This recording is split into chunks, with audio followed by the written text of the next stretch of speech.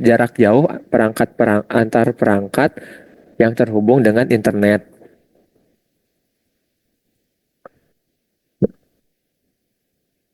Nah, di sini saya akan menjelaskan sedikit mengenai home automation. Apa sih home automation itu? Home automation adalah kumpulan perangkat elektronika yang terintegrasi dalam suatu sistem di dalam rumah yang sudah dirancang untuk dapat menyimpan data yang nantinya akan diolah untuk menjadi sistem yang otomatis.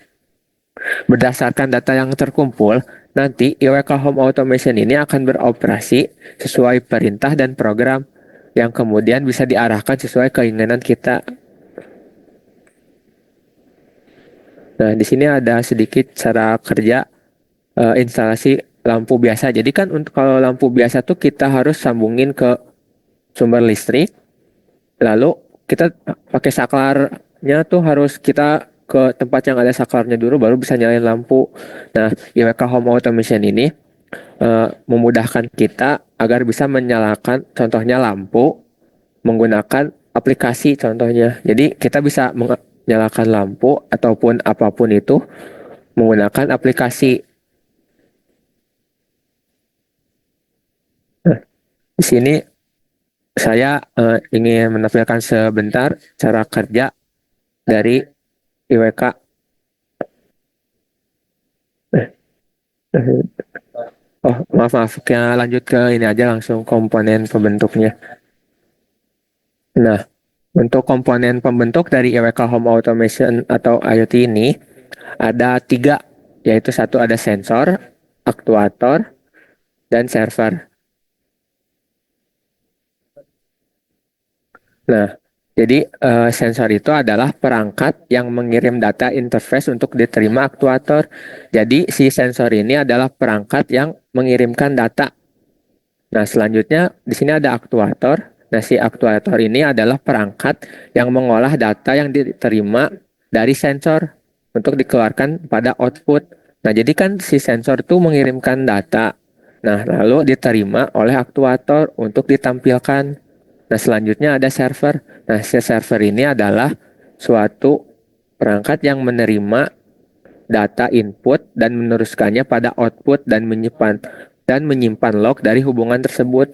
Jadi saat sensor itu mengirimkan data ke aktuator, lewat dulu ke server seperti itu untuk disimpan lognya atau diteruskan ke output tadi aktuator.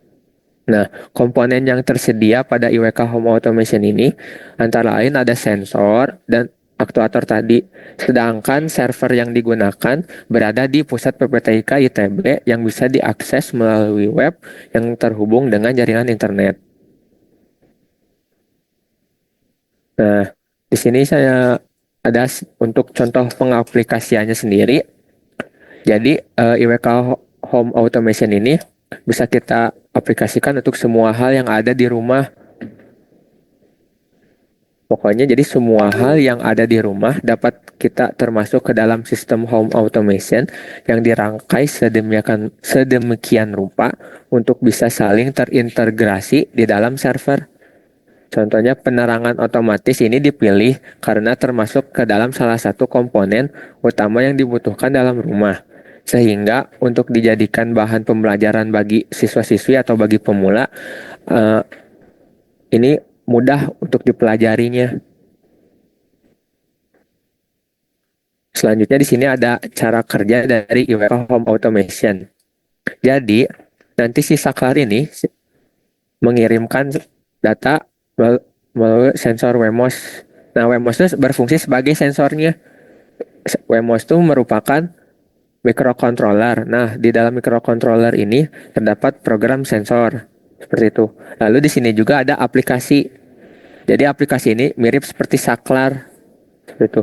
Lalu si sensor dan si aplikasi ini nanti akan mengirimkan ke server. Nah, nanti di server diolah, lalu dikirimkan ke database. Nah, lalu setelah kita diolah di database juga, kita kirimkan lagi ke ke server, maaf. Lalu dari server ini kita akan dikirimkan lagi ke aktuator tadi. Nah, aktuator ini di sini menggunakan microcontroller not MCU. Nah, jadi nanti si aktuator ini akan menghidupkan lampu ataupun steker. Jadi sesuai output yang akan digunakan. Nah, semua ini harus terhubung ke jaringan internet. Nah, selanjut. Nah, secara keseluruhan, jadi cara kerja tadi ya IoT itu cukup sederhana. Jadi ada tiga elemen dari IoT itu, yaitu ada satu barang fisik yang dilengkapi dengan modul IoT, perangkat internet seperti modem atau router wireless, lalu yang terakhir ada platform cloud-nya. Jadi kayak data center yang berfungsi sebagai tempat penyimpanan aplikasi serta basis data. Nah, jadi seluruh elemen IoT ini akan terhubung ke internet, lalu tersimpan dalam bentuk volume data yang besar dan beragam. Hal ini disebut dengan big data. Selanjutnya, nah di sini yang tadi saya sebutkan ada sensor dan aktuator, sensor dan aktuator ya. Jadi untuk perangkat input ini adalah sensor. Jadi nanti di dalam IWK Home Automation itu ada input sama output. Nah, ini untuk inputnya ya. Jadi ada Wemos sebagai microcontrollernya. Lalu untuk perangkat aktuator itu, perangkat output itu menggunakan microcontroller, not MCU. Dan di sini ada relay. Selanjutnya di sini ada rangkaian dari PCB, sensor dan aktuator yang tadi. Nah, ini ada tampilan dari IWK Home Automation ya. Jadi di sini ada PCB atau perangkat sensornya ini. Lalu ada dua perangkat aktuator yang di sini ada Note MCU 2 ini. Jadi di sini ada yang satu tuh untuk ke lampu, lalu satu lagi untuk steker. Nah, di sini ada saklar. Jadi saklar itu untuk mode manual. Di sini ada PZM. PZM itu berfungsi untuk me- apa, mengecek tegangan terus yang dihasilkan dari nanti ini. Nah, nanti si hasil dari PZM ini dapat kita lihat melalui aplikasi. Nah, di sini ada komponen-komponen yang komponen utama seperti komponen di sini ada lampu. Nah, lampu ini merupakan yang tadi output ataupun aktuator. Jadi si lampu ini berfungsi sebagai aktuator. Lalu ada steker. Nah, steker ini juga sama seperti lampu, merupakan perangkat aktuator. Nah, selanjutnya ada PZM tadi. Nah, PZM ini merupakan komponen yang membaca tegangan, arus, dan lain-lain. Nah, biasanya ini ada di perangkat apa? Dari rangkaian steker. Selanjutnya ada saklar. Nah, si saklar ini juga berfungsi sebagai sensor yang mengirimkan data pada perangkat input berupa on-off. Jadi, untuk menyalakan lampu ataupun steker, kita juga bisa menggunakan saklar. Nah, selanjutnya di sini ada komponen perangkat sensor atau input. Nah, jadi di dalam komponen perangkat input sensor ini ada microcontroller sebagai otak yang mengatur jalannya perangkat, lalu ada PCB layout, tempat untuk menempatkan komponen-komponen yang tadi seperti WMOS itu, lalu ada saklar, saklar itu berfungsi untuk on off, lalu power. Nah, power ini kita butuhkan ya sebesar 5 volt DC untuk menjalankan rangkaiannya. Jadi si PCB, si WMO sama si Note MCU itu menggunakan 5 volt DC. Nah, lalu ada tambahan-tambahan seperti terminal block tadi yang seperti ini. Terminal block. Nah, ini nih yang biru-biru ini, terminal block ini. Lalu ada mini jumper yang merah ini.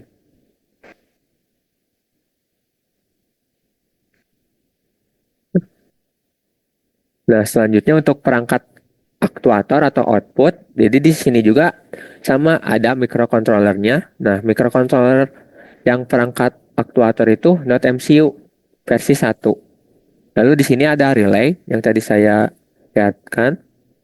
lalu ada kapasitor, lalu powernya sama untuk menghidupkan si microcontroller tadi 5 volt DC. Lalu ada mini jumper juga untuk menyambungkan pin header AC dan COM.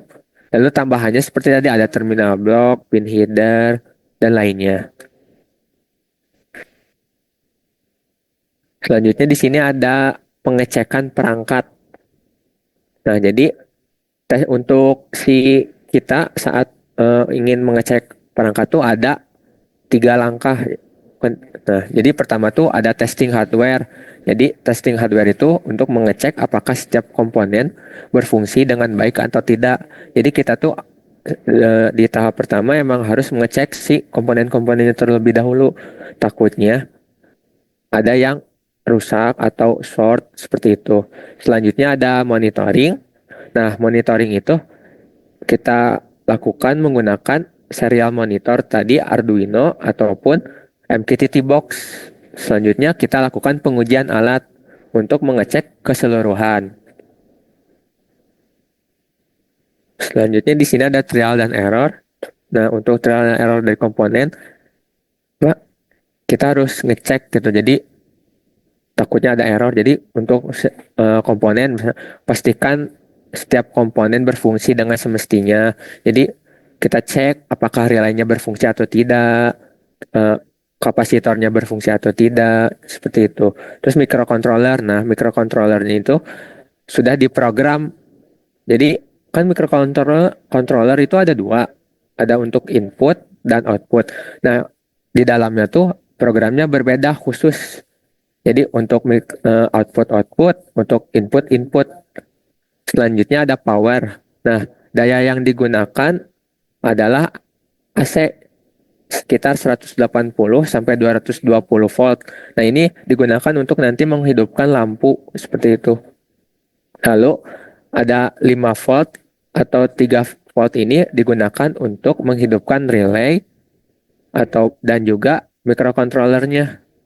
Lalu di terakhir ada PCB layout. Nah, PCB layout itu kita harus cek juga jalur dan solderannya harus benar. Jadi takutnya terjadi short ataupun si perangkatnya tidak saling menyambung seperti itu. Nah, selanjutnya di sini ada aplikasi untuk home automation. Nah, si IWK Home Automation ini telah dilengkapi aplikasi yang bisa di-download di Play Store. Jadi untuk sekarang IWK Home Automation itu baru bisa digunakan di Android. Jadi untuk cara mendapatkan si aplikasinya hanya perlu cari di Play Store IWK Home Automation yang seperti ini. Nah, jadi di sini ada tujuan untuk pengembangan aplikasi IWK Home Automation. Yang pertama, ini untuk memudahkan pengontrolan perangkat home automation. Jadi supaya tadi, jadi kita tuh agar bisa mengontrol si perangkat IWK tadi. Jadi kita bisa mengontrolnya di HP. Jadi kita bisa mengontrolnya di mana saja seperti itu. Yang kedua, ada mengontrol menggunakan energi. Jadi agar menghemat energi seperti itu.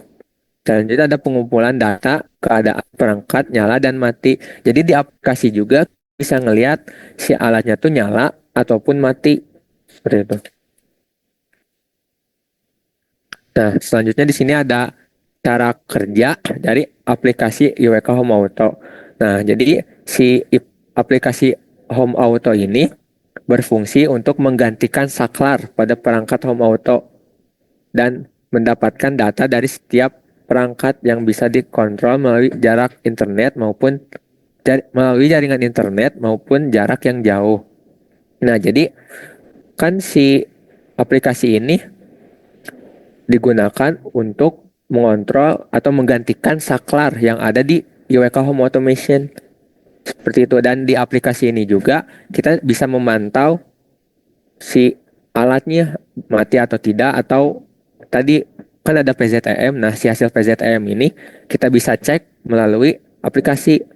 Nah, untuk aplikasinya sendiri nanti setelah masuk nanti kita harus login dulu.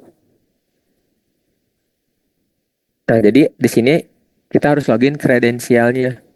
Jadi di sini ada user, ada password, host, virtual host, QSense, QSaklar, QPower. Nah, nanti biasanya sebelum kita masuk ke aplikasi, nanti kita harus login dulu. Seperti ini. Nah, selanjutnya di sini ada pengujian. Di sini jadi eh, saya akan memplay videonya. Nah,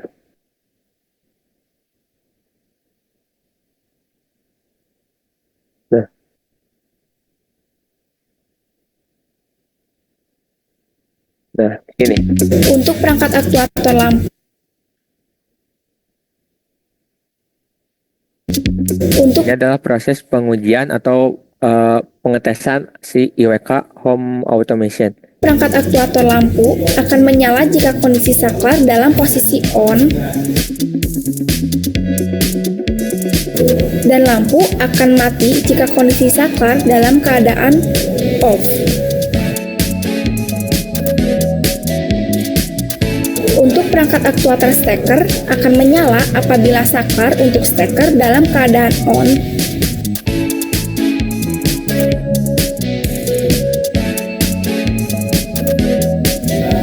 Untuk mengetahui apakah steker telah menyala atau belum, bisa dibuktikan melalui perangkat elektronik.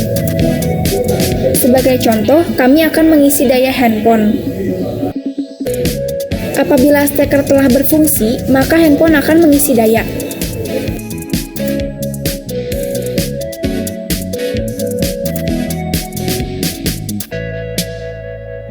Apabila saklar untuk steker dalam keadaan off, maka steker akan mati dan pengisian pada handphone akan berhenti.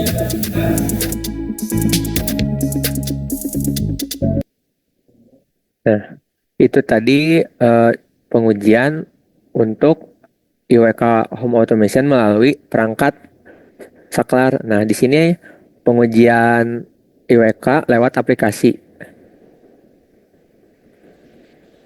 Nah, nah, jadi kita bisa mematikan lampu ataupun steker tadi yang seharusnya bisa menggunakan saklar, kita bisa atur menggunakan aplikasi mati nyalanya. Nah, nanti di aplikasi juga kita bisa mengecek di sini ada tegangan, arus, power, energi, dan frekuensi.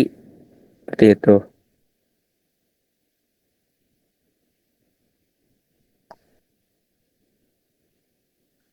Nah, sekian materi yang dapat saya bawakan. Mohon maaf bila ada kesalahan dalam penyampaian. Eh, boleh Teh Fanin dilanjut?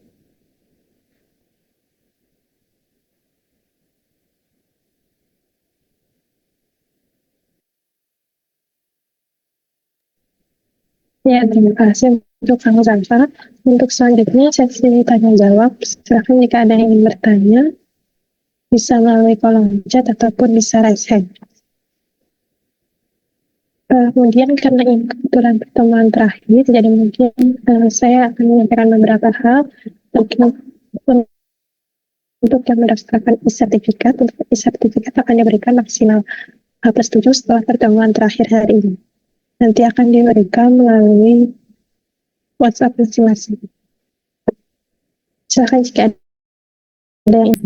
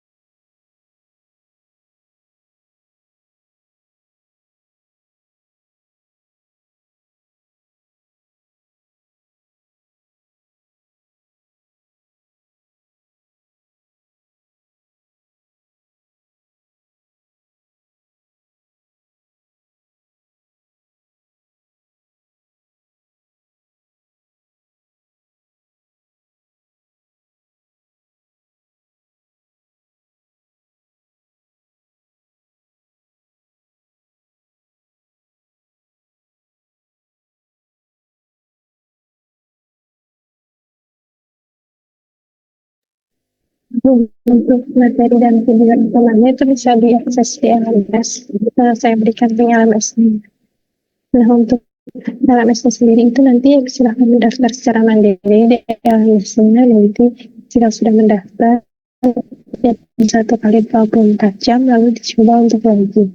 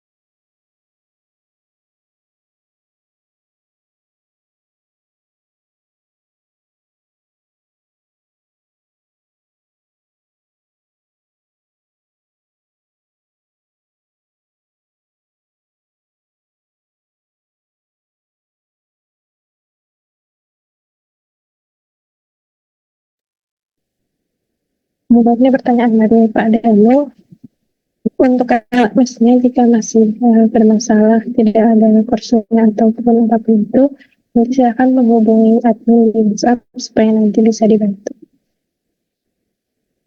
Mungkin pertanyaan dari Pak Danu itu untuk workshop pada hari ini.